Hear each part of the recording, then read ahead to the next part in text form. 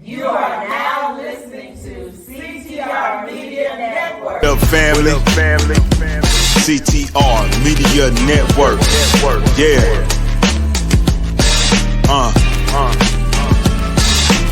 Best in the biz. Yeah. Join the team. CTR is who we are, the media network, that's the best by far. Whether you listen at your home, at your job, in your car, come get the information that's needed above par. Never lasting, motivational podcasting, giving you the answers to the questions that you're asking. Serious talks and topics, how to come up and profit, how to better yourself, your health is here, we got it. Reaching 350 million, they tuning in. We in 50 different countries, we all can. And like-minded, find your purpose and your assignment. Come get your fix, your feel, your mental alignment. Get active and speak to the masses. Build your influence all levels and all classes. Now you know you can monetize and grow. CTR Media Network. Start the show. CTR Media Network. Hello, everyone, and welcome to CTR Media Network TV. Today's guest is a globally recognized thought leader and award-winning author, a strategic powerhouse in customer-centric growth. With over 25 years of experience driving results for more than 300 companies worldwide, she is definitely the go-to expert for turning insight into action. Her approach isn't theory. It's tried, tested, and tailored to help businesses like yours thrive in an ever-changing marketplace. She's the author of Fast Track Your Business, a trusted speaker on global stages, and a force behind operational excellence, strategic alignment, and data-powered decision-making. Get ready for real strategies, real results, and real talk from the amazing customer-centric herself, Laura Patterson. Welcome to the show. What a wonderful introduction. Thank you for having me, Tina. You always make everybody on your podcast and shows feel so special. Thank you for that. Because you are. Because you are. And all too often, we don't ever hear that. We don't experience it enough. I feel like we do so much to help others. And it's my job when you come on my show or our show, our company show, to show you that I see you. I appreciate what you do. And hey, I can't do what I do without you. I need people. I need people too. We all need people. I think they made a song about that. So anyway, thank you for having me. And I hope that the people who are part of this community, this amazing community that you have built, will take away at least one good idea today. Oh, I'm sure they're going to take away several, because I saw what you do and I was like, oh my goodness. I absolutely love seeing women in arenas that is normally male dominated and thriving in those areas. Sure, we may have ups and downs like anybody, even the men too, whether they admit it or not. But to see you thriving and doing something that is not necessarily looked upon as something as a woman's job. And so when I see what you do, Laura, you're said to be a customer-centric or centric. Is it optional? It's essential. So what inspired your passion for this approach with this customer-centric approach? Okay, I'll give you a kind of a short story, but I think it's important to have some context. I bet there are some people in your community that did similar things that I did growing up. I bet you did too, whether that was mowing lawns or shoveling snow or raking leaves or whatever it was. And one of the things I did was go door to door and sell the world's finest chocolate. I bet some of your folks might remember that. And I learned pretty early on that if I wanted to create business value, that is cash in hand, I had to have customer value. This is pretty early on. And you may remember, and they still have this program today called Junior Achievement. It is a phenomenal organization, Junior Achievement. And I had the honor to be a part of a Junior Achievement program, where you make something, you actually are part of a team. This is in the old days where you actually created a business, made something, and then had to market it and sell it, all the aspects of business.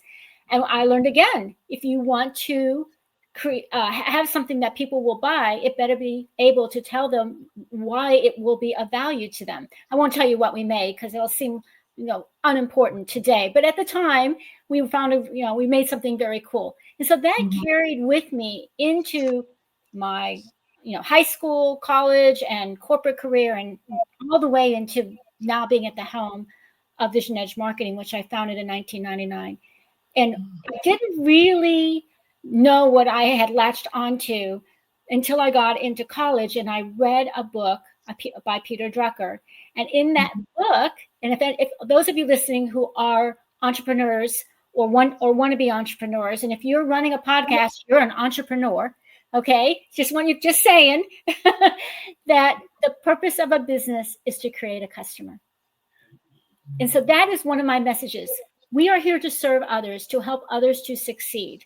And if that means you have to have something of value for your customer, even if it's a podcast that you're bringing a story to, there has to be something in it for the customer to want to listen to that story. So that is how I kind of got here. And I has been remained of what we do all this time, that the customer is at the center of how you should run your company.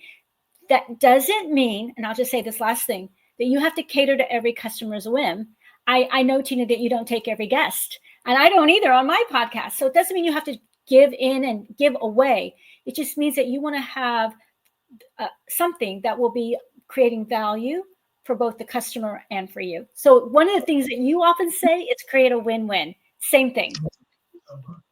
Yes. I'm all about the win-win scenario, because at the end of the day, if it's just about me, then I'm not going to do it, because I want you to feel as good as I feel with whatever we're doing together, like this podcast, having this equally synergy that we're having this conversation. That's why we're very meticulous on who we have on the show, because we want you to bring value and we are going to do our best to bring value. So it's just, like I said, the win-win. And so I do remember the world's finest chocolate. I was one of those girls as well. I remember one time winning the big prize, and I just was so happy winning the big prize. So, but I never thought about that was actually, I need to rethink how I explain my entrepreneurship journey, because now that I'm thinking about it, I started back then. Yes. And I didn't think of World's Finest Chocolates as that until you just said it. I'm like, I used to do that too. A lot of us did. Yeah, in the fruit club and all the kind of things like that. So I'm like, wait a minute, that was my first kind of experience with entrepreneurship. And I hadn't thought of that until you just said it. So when I think about your life in corporate America, how do you feel being in corporate America, being able to help over 300 companies with strategies? How do you take that over to what you're doing in entrepreneurship?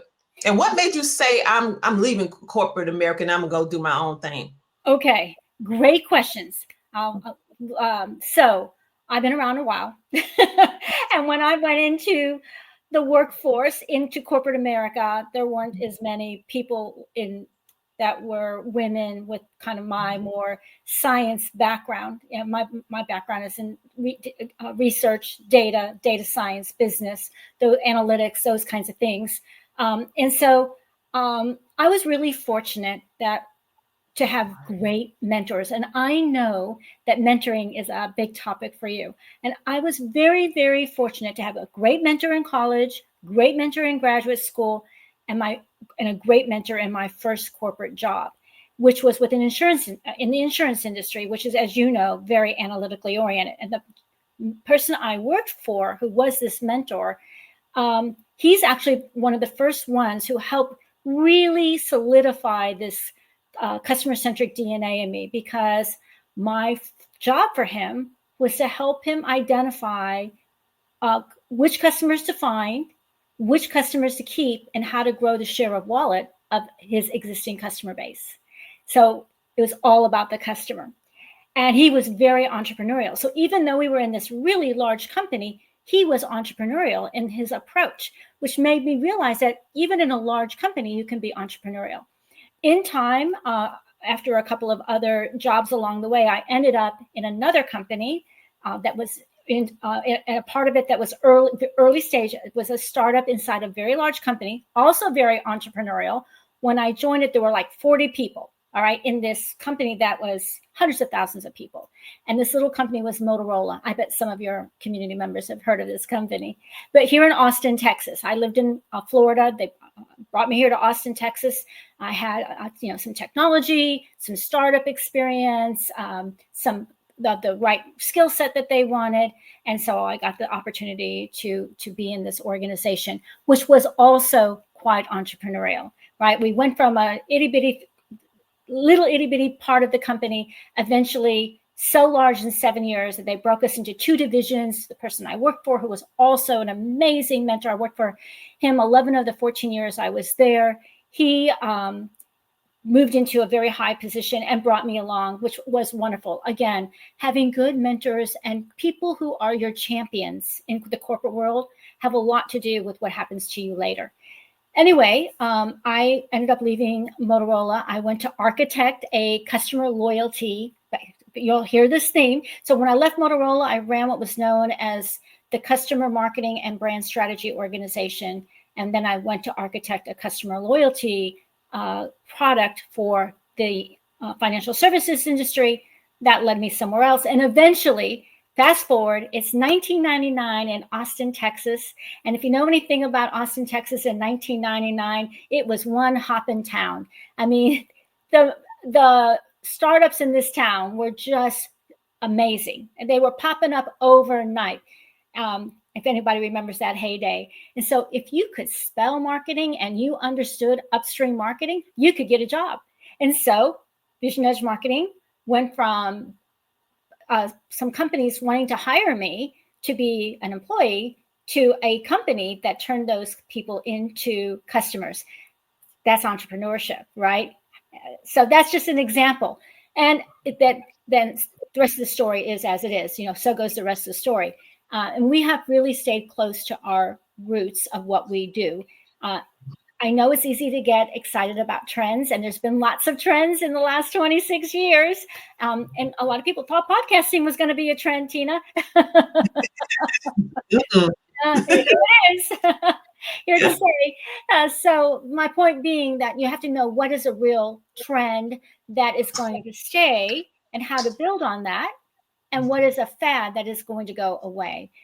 So I can't go to the gas station or grocery store in Austin without talking about AI. I don't know about you, right? That's a trend that's here to stay.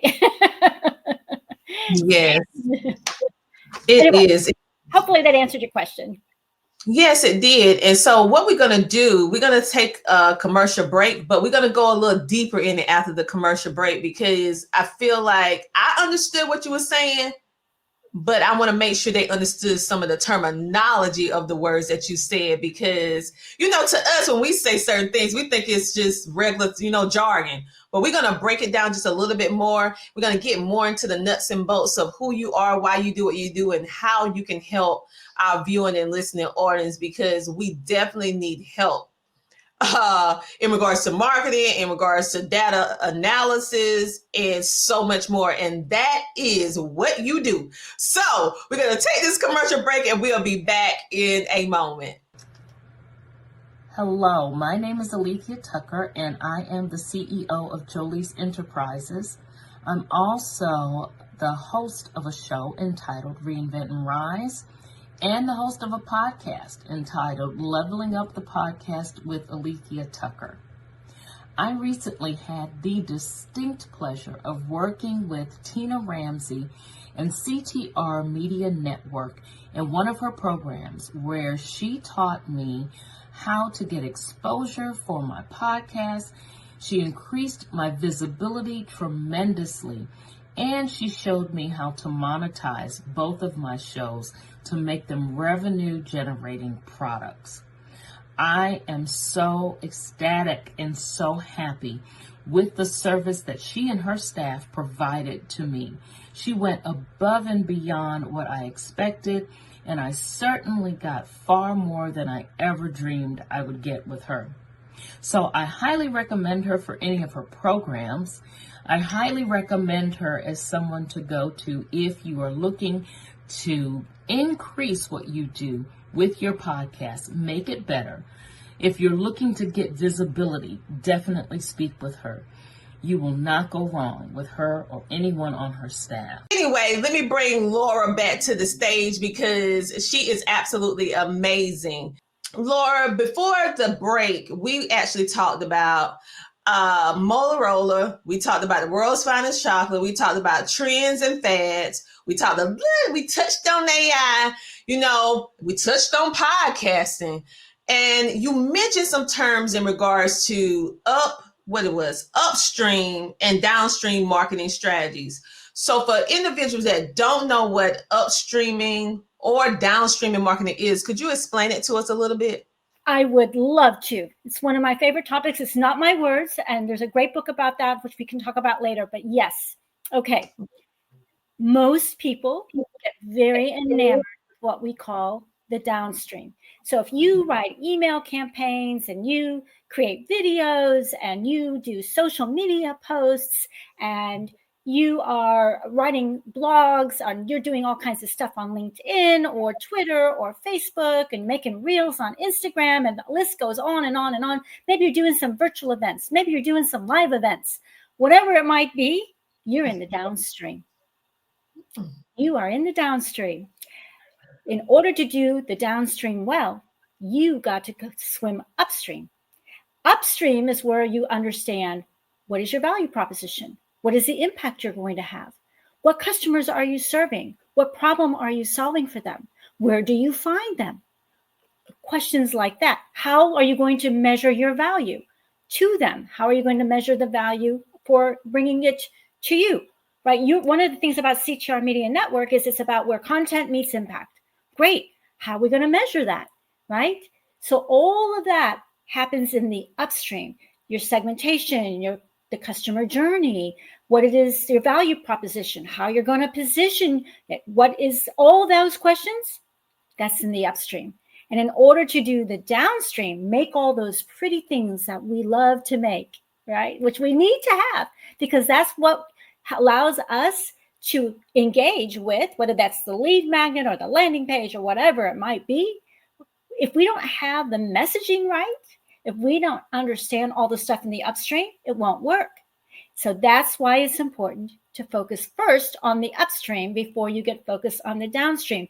And it's really, really easy to be pulled into the downstream because it's the current, right? It's really easy to happen. And it's easy. We have a plan. We sat and we worked on it. Maybe we took some time off between Thanksgiving and the end of the year, and we put this plan together. And then January comes along and the world goes upside down and topsy-turvy. And we throw our plan out and we're just, blown in the wind. Well, that's when you end up blowing in the wind and doing a bunch of random things down in the downstream, you're probably wasting a lot of time, energy, and money. And just something for you to think about. The average person, and I'm included in this too, the average person spends somewhere around 30 to 50% of their day doing things that are random acts. Random acts. Just random things with just things that happen during the day that we weren't planning on, things that pop up that we didn't plan on. And when that happens, God only gave us 24/7. That's all we got. So that's time that's being taken away from us. And that time is also our energy and our strategic capacity. Now, some of us get paid. Some of us maybe do this for love, whatever it might be. But if you calculate what the 30 to 50% turns into annually in terms of real dollars, it's a bootload of cash, right? So you want to eliminate those random acts. You want to be deliberate, which means you need to have good processes. You can't just wing your podcast. What is your operational excellence for your podcast? What happens before? I know you guys do a bunch of things before, right? What do you do after? That's part of operational excellence. That has to have a process. It should be intentional. What's your strategy around your podcast or anything else that you're bringing to the marketplace? What's the strategy? What's your why? Right? And then how are you going to bring that to life? That becomes your plan and eventually your activities. Customer-centric. Who are your customers? Who are you talking to? What is it they want to hear? How you're going to give them value every time you're talking with them, right? And then how are you going to measure what you're bringing to the table? And if it's working, how are you going to know? Is it just your ego because you got all these fans and followers, or is it some other more meaningful measure that you're looking for? And then how are you doing it in a smart way? Are you doing it with insights from your data? So those are the kinds of things that are happening more in the upstream versus down in the downstream. I hope that was helpful. That was incredibly helpful, because what I just realized is that most business owners are in the downstream. and You think? and I was one of them until until I started really looking at the analytics and the data on each platform as a team and also as individuals. Planning out, creating the content with the team, but also seeing once you put it out there, how did the audience receive it? I mean, many times I thought something was just going to be viral. It's going to do this, it's going to do that. And then you look at the data and be like, they didn't like that too much, and then it's something that I didn't even think they would like, and they absolutely love it. So are you going to take your ego and you're going to keep creating what you know they don't want? Or are you going to give them what they want?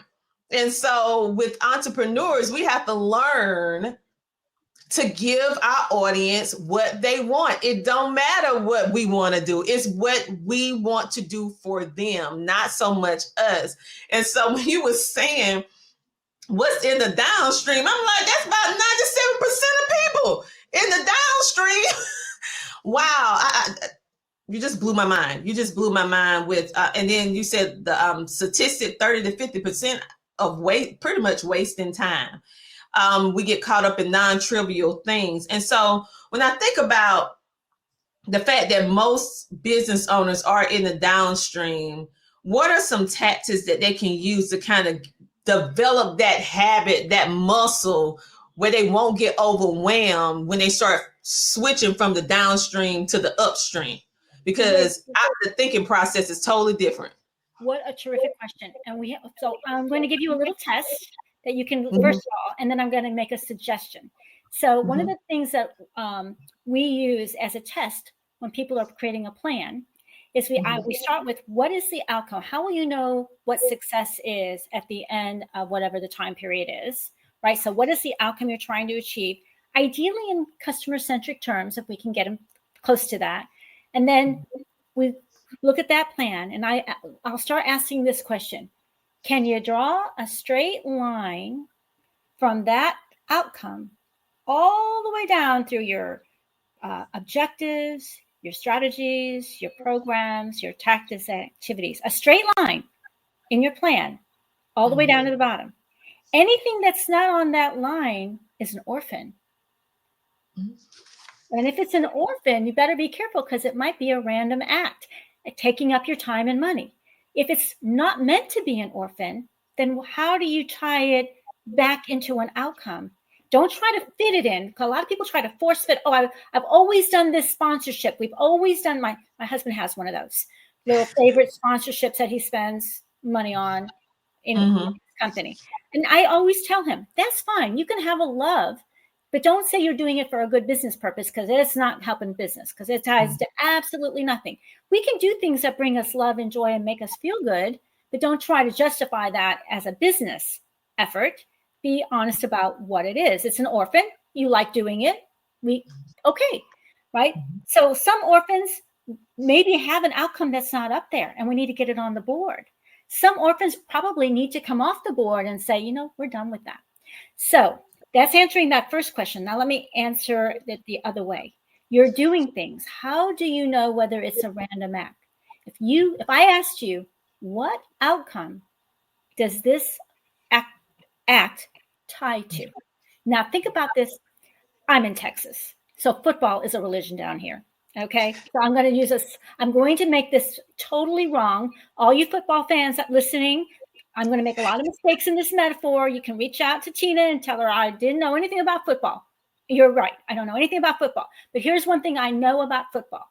If you have a ball and you have a goal at the end, and you have X amount of yardage, you have to move this ball.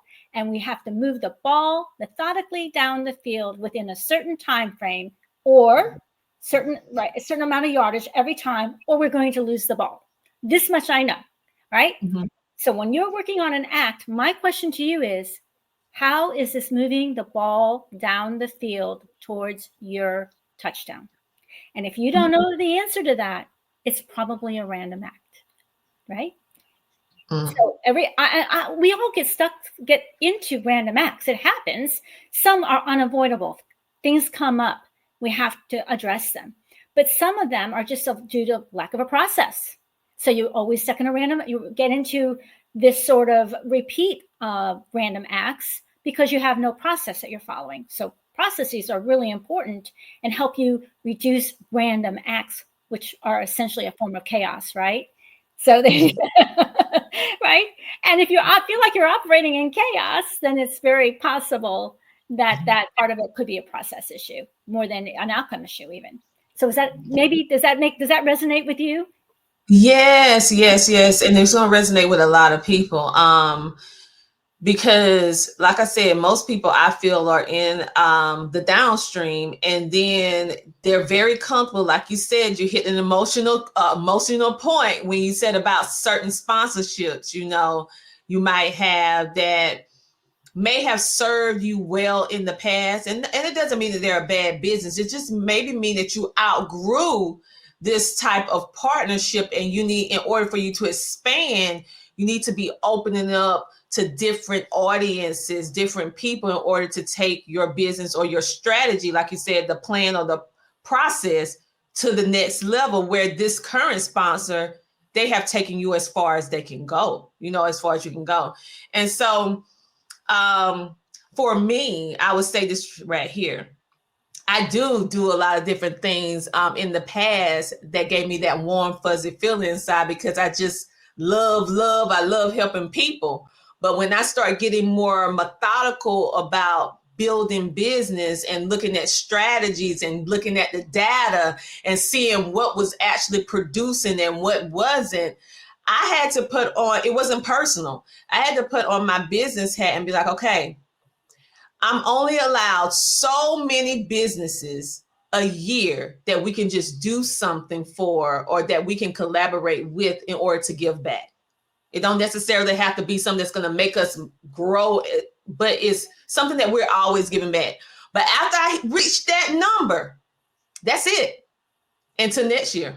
Okay. I had to put myself, it was hard. I had to put myself to measure what I was doing as an individual and as a company. Now, that may not work for everybody, but I had to start writing things down, and really, I had to get used to reading and understanding the data, because we use social media, we use podcasting, we use TV streaming, we use books, we use magazines. But do you ever, it's the only thing you're looking at is the dollar amount of how much you made. You're not looking at what countries, what people, I had to learn to train myself to that. So speaking of that, this is what you're great at.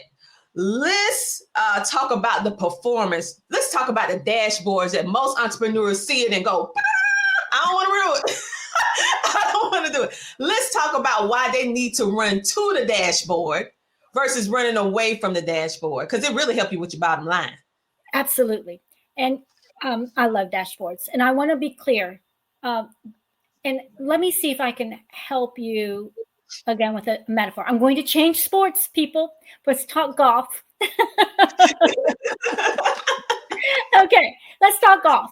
When you, for those of you who play golf, I'm sure you'll send a note about how I screwed this all up. It's okay. Just follow along best as you can. So I don't play golf, but I am married to someone who plays a lot of golf, and I've been married for over 30 something years. So I hear golf a lot. And one of the things I happen to know is when you go sign up for a round of golf, they give you this little card. And this little card is a scorecard. And this little card tells you for every hole how many time, what the par is going to be. That is how many strokes from the time that you hit the ball from the starting position to the time the ball is in the hole at the end, at the flag, how many it's supposed to take, right?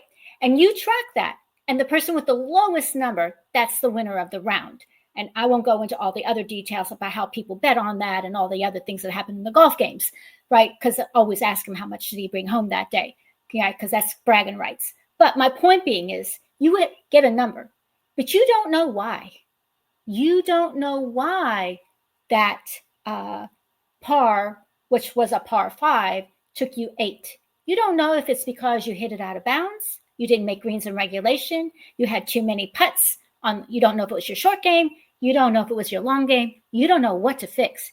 You just see your number. A dashboard tells you what is going on in a way that you can figure out what to fix. So if you're playing golf and you're tracking how many times I hit it out of bounds, right? I went outside the boundaries. How many times it took? How many? Is it a long game? I don't get enough yardage when I am driving, or is it my short game? I can get it to the green, but then I spend a lot of time flexing around up there for whatever. Or is it because I end up in a lot of traps? Whatever the reasons are, I'm tracking that on my dashboard. So when I go back and look at after a few games, I can say, wow, I have a tendency to do X. And typically, when I'm on these kinds of holes, I end up whatever, ending up out of bounds X number of times when I'm on these types of holes. Now I can figure out what I need to do to change my swing. Could never do that from my little round card. And so people who track what's happening in, how many followers and how many downloads or how many subscribers or how many opens or how many clicks or whatever it is they're tracking, think of that as a little bit like your golf round card. And that's nice. It's important to know, right? It gives you some information, but your dashboard is more like what we were talking about. Why? It helps you get to why and what you need to fix. And so that's why a dashboard is so important. I hope that was a useful metaphor. Oh, yes, it was, because most people are just using the card. They're still, we're in the digital age and we're still using archaic means of marketing, data, research. One thing that I see so much is for business owners, they're afraid of this new technology. For the ones who are accepting it, learning, not afraid to try it out, you're not going to be great at it first. You're going to figure it out, right? And then you have strategies. I tell businesses all the time, we're going to piggyback and talk about the conversation that we had in the beginning, which was talking about the trends and the fads. And we kind of laughed about people thought podcasting was a fad, but we see, so how can we use that dashboard, quote unquote, to determine if something that we're doing, maybe it's a fad, maybe it's a trend. And if it's such, should we even do a fad as a business owner, or should we just focus on the trend, or should it be a mix of both? How much money do you have? Yeah. Okay, so look, it's all right. I hope metaphors are helpful to people. So I just want to say something about that. I'm a girl and I like clothes. Not all women like clothes, but I do, right? And there are things that are going to be fads, right? Whatever those fads might be. And then there are going to be things that are going to be trends, right? So if I have a lot of money, which I don't have a lot of money, if I had a lot of money, I can do fads, because it doesn't matter if it goes out of season or it's no good in 6 months and I have to give it away or throw it away, right? Because it doesn't really matter. Because I have the means to do that. But if you don't have the means to do that, then you want to invest in classic pieces, right? For those of us who may be on a more limited budget, we want to invest in things that are classics. And we know what those are because they're tried and proven things that will work. Now, you can't wear the same black jacket that you wore 25 years ago because things have somewhat changed. But there are classic styles of a black jacket. And there's no woman on this planet who doesn't have a classic black jacket. Okay, right? Yeah. So back to being a podcaster and an entrepreneur. Get clarity around what are the classic things you need to have in your closet or in your toolkit, right? You have to have a way to have a website. You have to have a way to do email. You have to have a way to do strategic planning. You have to have certain things. These are classic pieces you have to have, and you have to know how to do them, and they will evolve. Just like that classic black jacket doesn't stay the same for 25 years, it will evolve, and you need to find out what it is evolving to so that you are capable of buying the next black jacket, because you're going to have to buy another one. It's just the way life is. So what you might have used for an email program 20 years ago is not what you're using today for an email program. You're going to have to modify and adapt, but email's not going away, right? Texting has certainly gone from something that was an intrusion a few years ago to something people do on a regular basis now, and that's a form of business. So that is what might have been perceived as a distraction and a fad has become a trend. But think about it. When you get those texts from people that you don't know and you've never really talked with, and they send you a text, do you respond to that in a positive way or not in a less positive way? So texting might be okay if you have an existing relationship, might not be okay for people you don't know. Does that make sense? So if you think about it, it's not only the trend, it's also the use and context of that trend. So give that some thought for whatever you're doing. When I started my podcast over 5 years ago, What's Your Edge? It's all monologue, because back then, only a few people were doing all this guesting. Well, I changed that because the world wants to hear other people's points of view, not just my point of view, even though, I think I have a point of view. They want other voices. So I modified. So think about what you're doing and be willing to adapt. It doesn't mean you have to stop doing your podcast. It just means you might have to pivot slightly. And so that's part of being an entrepreneur, is being able to know when to pivot. That is so true. Understanding when to pivot and then having the knowledge to know how to pivot. And so what you're doing is giving us how we can pivot, but you're giving us different lanes that we can pick based upon whatever it is that we're doing. And when I first started my podcast, it was just me as well. And then eventually someone asked me one day randomly when I was live and said, how can I be a guest on your show? Never even considered. Same here. Never even considered it, because for years I'm doing it by myself. And then I said, well, maybe I should consider it. I don't even know how that would work. But I did somebody come on the show, and then it worked. It worked. So I'm like, and then look at me now, these years later, now I'm speaking to Laura. So exactly. I'm like, you're right. You have to pivot. Same thing, same concept, podcasting, but now letting other people's perspective come in to have open dialogue. So you speak about this 4 game changers that every business should adopt. So how can small businesses start implementing part of this 4 game changer process that you have? Okay, let me tell you what the 4 game changers are, everyone, so you'll know what they are. First one is to be customer-centric. And we talked a little bit about that. And that really means having clarity about who your customers are, what is of value to them, and what is it that you bring to the table that they value about you. So things like that. That's the first thing. So if you're in it, if we build it, they will come, Field of Dreams, baseball kind of metaphor, probably not customer-centric, okay? Just to give you sort of the opposite. And if you're one of those people that just knocks on the door and keeps knocking door after door after door till you can sell that world's finest chocolate bar and never really have a way to reel in the customer and talk about what might be important to them about a piece of chocolate or supporting a school or whatever it is that might resonate with them, then you're probably selling, not really serving, all right? Serving before selling, okay? Second game changer is really about using data. And we've talked a lot about using data. And I love some of the suggestions that Tina has made about how you can go look at some of your data and try to understand what it's telling you. And part of having that data, think about, who are your customers? How many do you have?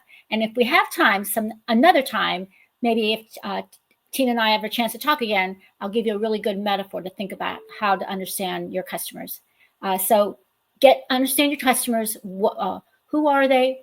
What do they like to buy? Or in your podcast, what do they like to listen to? What are the problems they're trying to solve? How can you help them solve those problems? What are their aspirations? How can you help them achieve them? Those kinds of information in data, real data, not anecdotal. Get some real data around that. Third game changer is strategy, right? And strategy is really about knowing what to do and making a decision of what not to do, because no one can do it all. I've never met a single company, no matter how big they are, no matter how much money they have, that can do everything. They just can't. I can't, you can't, and even the biggest company can't. So strategy is about making choices. And again, when you want to make those choices, think about the things that are going to help your customers be more successful, give value to your customers, those kinds of things, or your listeners, or your community, whatever that is. Back to the comment about having impact. And then the last game changer is really related to operational and performance excellence. So having good measures, right?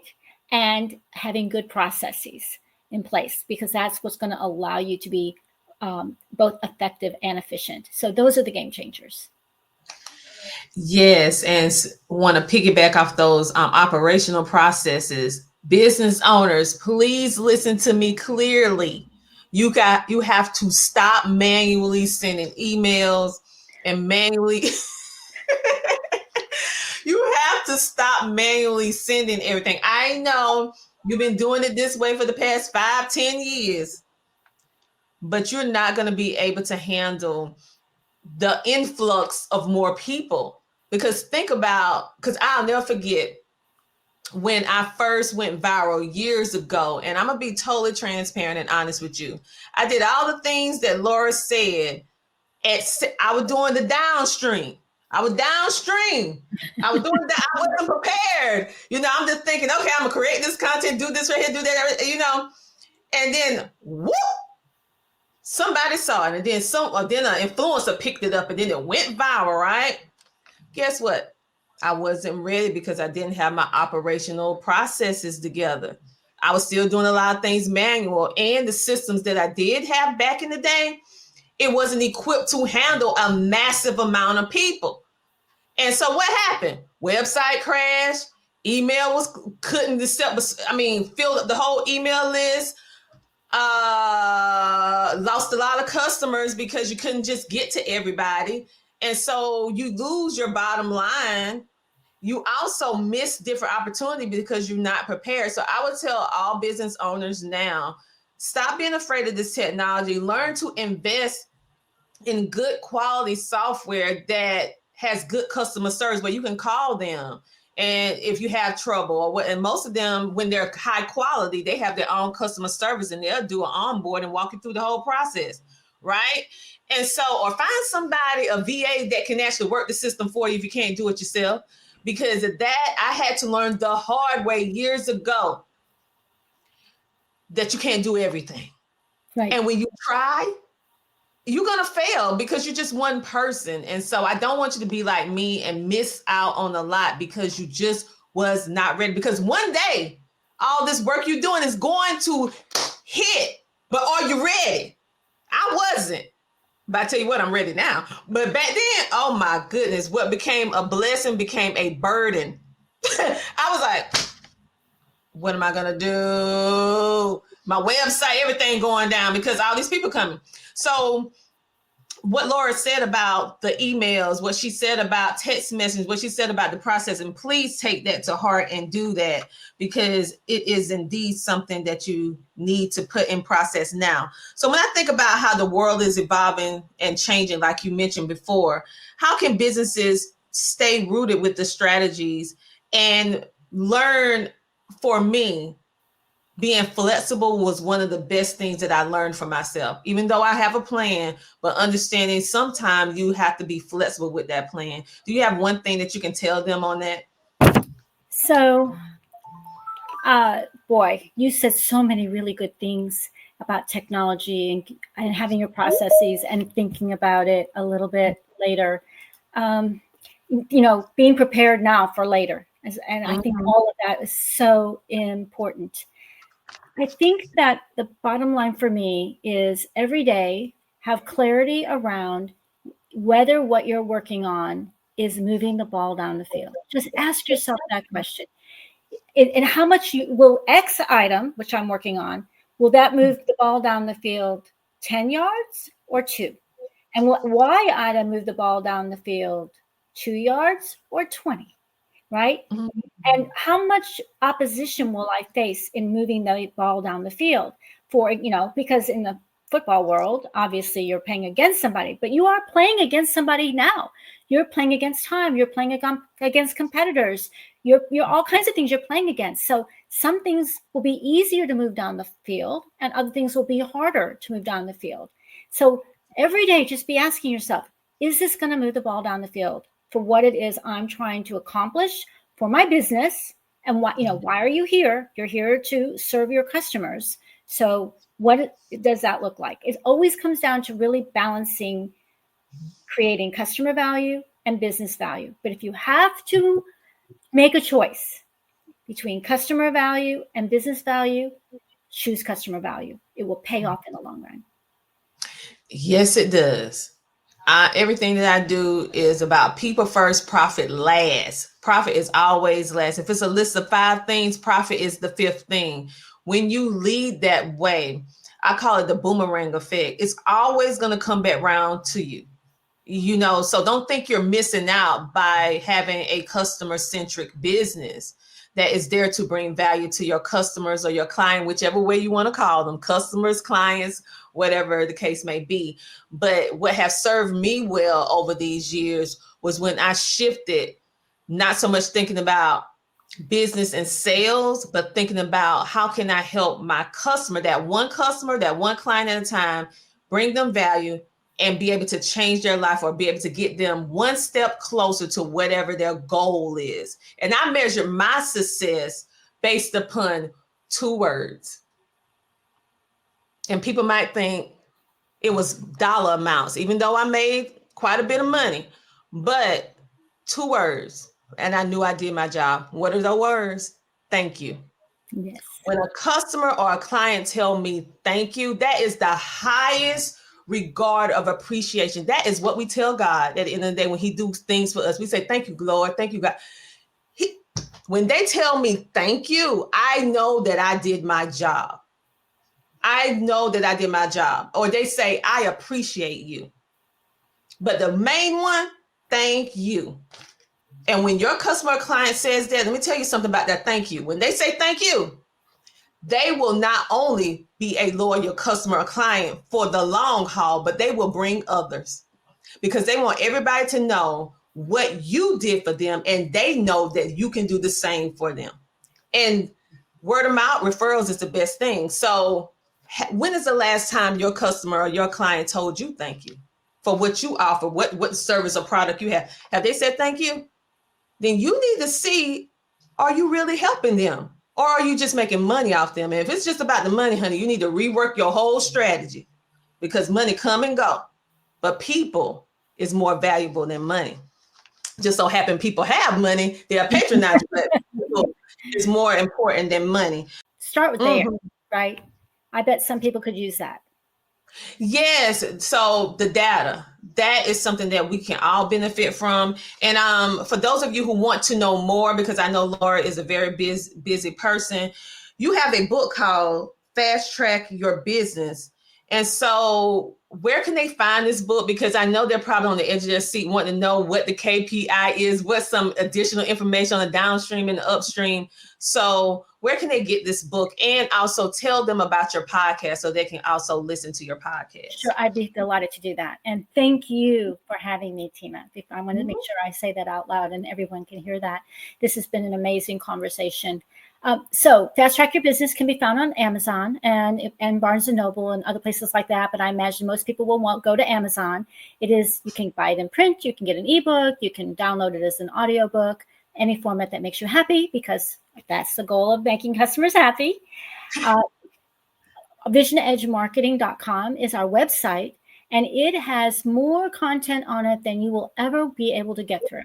And so there are hundreds and hundreds of free articles, just anything from here that you got inspired, you want to do upstream, put it in a search engine. and it'll pop up. You want to talk about measures? Oh my gosh. I bet there are 88 to 100 articles on measurement and things you can measure on that in our blog library. So have fun with that. Every episode of What's Your Edge is also available on our website. Of course, it's at Spotify and Apple and iHeartRadio and all the other places you might go. It's called What's Your Edge. But you can also find it on our website, and we keep all episodes. And I don't know, there's probably over 60 episodes. If you're really bored and you want to listen to a bunch of metaphors, the first like X number of podcasts all use metaphors. Have fun. Listen, the information that you went over just now, because marketing, data, all these topics are usually a very scary topic for most business owners. They kind of shy away. They stay more focused on the social media side. They stay more focused on their bottom line. And because when they start talking about these numbers, they get a little afraid. But the way that you was able to break it down with all these illustrations and these metaphors that are common, you guys did not see what was happening today. I need to bring you guys to what Laura did. Okay. She gave you common things that are very general to the general public, that no matter what walk of life you are, whether you play golf, whether you play or not, whether you watch football or play football, but you would definitely know the key things that she said in order for you to be able to draw the information, to have word association and a picture in your head, so that now you can understand and help you lose the anxiety that's associated with you having the alignment with data, because this is the missing link of why your business is not growing. This is why she is called the growth strategist and the expert on this, because she's able to make complex situations very simple and illustrate it very generically so that everyone can understand. I have never, and I've been interviewing for a very, very, very, very long time. I have never, ever had any growth strategists or marketing strategists been able to break it down in an elementary level. So kudos to you, your metaphors and your illustration, because you drove the point right home. I was like, woo, she just made this so easy. I don't even play golf, but now I think I might want to swing a couple. I think I might want to get that little card and then see how long it took me to hit the hole, the ball in the hole. Now I think I might want to go and try it now. I've been invited, but I'll be like, no, I'm not gonna go. But I'm like, maybe I'm gonna go this time. Let me start with some putt-putt golf. So I appreciate you and everything that you're doing in regards to not only helping us understand and not be afraid of data, understanding this terminology, so now we can actually execute what we're learning, but also being a woman in this male-dominated industry, making it so elementary that even if I pull the child in, they will be able to pull from it with it and be able to run. So thank you for what you do. Keep doing the metaphors. Don't ever drop that. Figure out some way. Don't ever drop the metaphors. Thank you. And if anyone that is in the community needs to reach out and just feels like the idea was there, but they didn't quite grasp it, feel free to reach out at Laura P. at visionedgemarketing.com. Always welcome hearing from you. Well, you guys, this has been another fantastic episode. This is an episode that you're going to need to rewatch, re-listen to with a notebook and a pen or a pencil, because it was so many great gems and nuggets throughout this episode that you can expand on, and you're going to need the book. I'm getting ready to purchase the book. How about that? I'm very honest and transparent. I know some things, but hey, she know more than me. Why you think she on this show?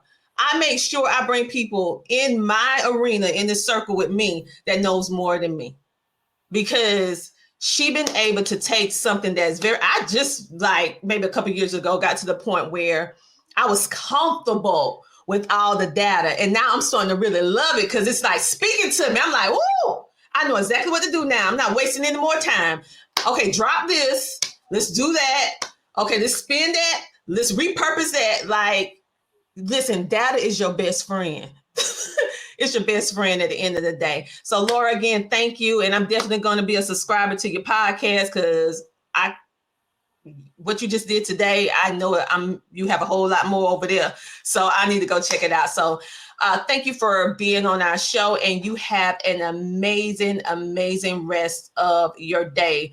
For those of you, I need you guys to go ahead and download the app. You may be watching us on social media now, but we also have where you can connect with our information, our show, as well as the other podcasters on CTR Media Network. On the go. You can exercise while you're commuting them to and from school or yourself to work or on your lunch break. Listen to these episodes, be able to grow and thrive. We have things from education all the way to entertainment. The list goes on and on, from amazing guests from my show as well as other shows. Make sure to check out Laura Patterson because she is the customer-centric growth strategist. She has proven strategies to fast track your business to success. You guys have a great and amazing rest of your day. And thank you for being on or watching CTR Media Network TV. We'll see you next week, same time, same place. CTR Media Network is now accepting new podcasters to join our growing network that's reaching 350 million global listeners. Have you heard? CTR Media Network offers podcast production, podcast training, distribution, and product placement. Book us for your next event or schedule an interview with CTR Media Network podcasters today. To learn more, go to ctrmedianetwork.com.